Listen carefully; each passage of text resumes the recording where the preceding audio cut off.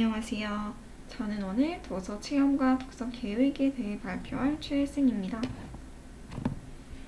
목차는 첫 번째로 제 꿈을 위한 독서, 두 번째로는 제가 배워보고 싶은 독서 유형, 세 번째로는 다른 사람들과 같이 해보고 싶은 독서의 형태, 마지막으로 일상 속 독서 계획을 말씀드리며 발표 마무리하겠습니다. 첫 번째로는 제 꿈을 위한 독서입니다.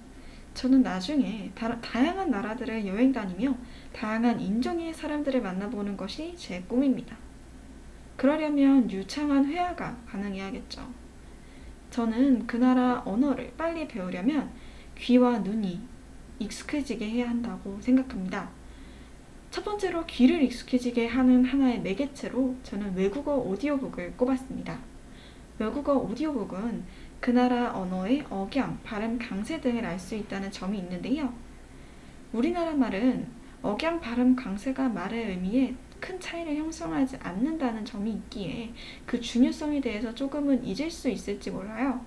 그렇지만 일본어, 영어 등은 위의 3요소가 말의 의미의 차이를 형성한다고 생각하기에 외국어 오디오북이 좀 중요하게 작용될 것이라는 생각을 하였습니다.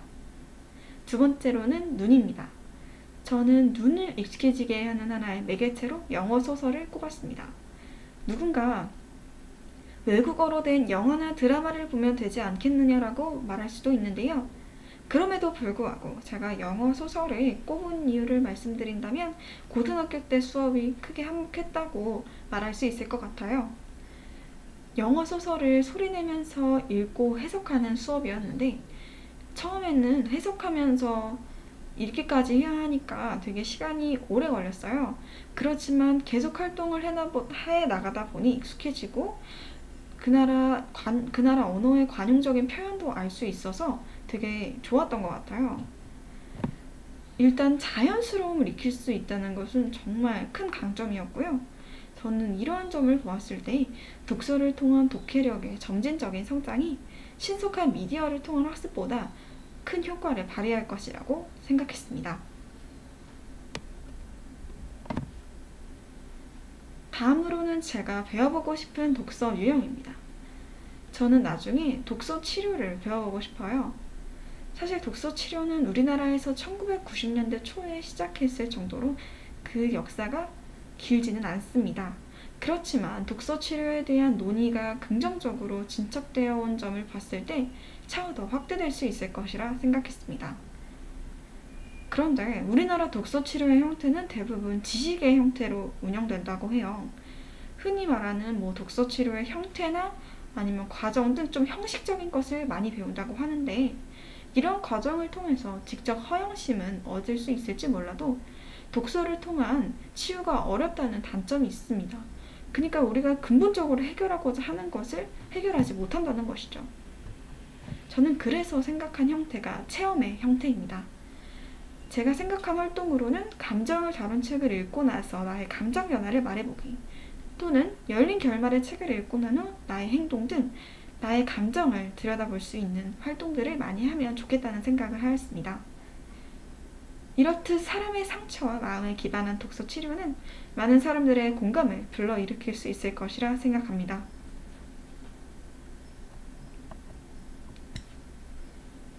다음으로는 제가 다른 사람들과 같이 해보고 싶은 독서 형태입니다. 저는 모든 독서를 하나의 매개체로 생각하였는데요. 첫 번째로는 제가 독서의 지속성이 필요하다고 느꼈기 때문입니다. 저는 책을 딱 한 번 읽는다고 그 책의 내용이 한 번에 다 이해되지 않더라고요. 즉, 책을 계속해서 읽어야 한다는 것을 깨닫게 되었어요. 그러려면 목적을 같이 하는 사람들이 그룹형 활동을 하면 혼자 할 때보다 훨씬 더 좋은 효과를 얻을 수 있을 것이라 생각했습니다. 두 번째로는 한 학술 논문에서 증명된 결과인데요. 모든 독서를 하고 난 후 책에 대한 흥미도 변화 설문 결과 긍정적 반응의 응답자 수가 약 27%나 상승했다고 합니다. 다른 사람과 자신의 견해 비교를 통해 더 철저한 이해가 가능하다고 해요. 동료의 독서를 독려하면서 자연스럽게 독서 분위기가 형성되고 다른 사람과의 견해 차이를 알고 자신의 견해 검토를 검토를 하고 보충을 하면서 좀 자신의 의견을 좀 더 단단하게 하는 그런 결과를 얻어낼 수 있다고 해요. 또한 개인적으로 작가와의 견해 차이도 검토가 가능하겠죠. 즉, 저는 독서가 사고력 증진에 큰 기여를 한다고 생각합니다. 지금까지 말씀드린 것은 제가 이루고 싶은 독서 계획이었다면, 이제 제가 좀 일상 속에서 쉽게 지켜나갈 수 있는 하나의 독서 계획들에 대해 말씀드리겠습니다. 첫 번째로는 독서를 습관화하는 것입니다.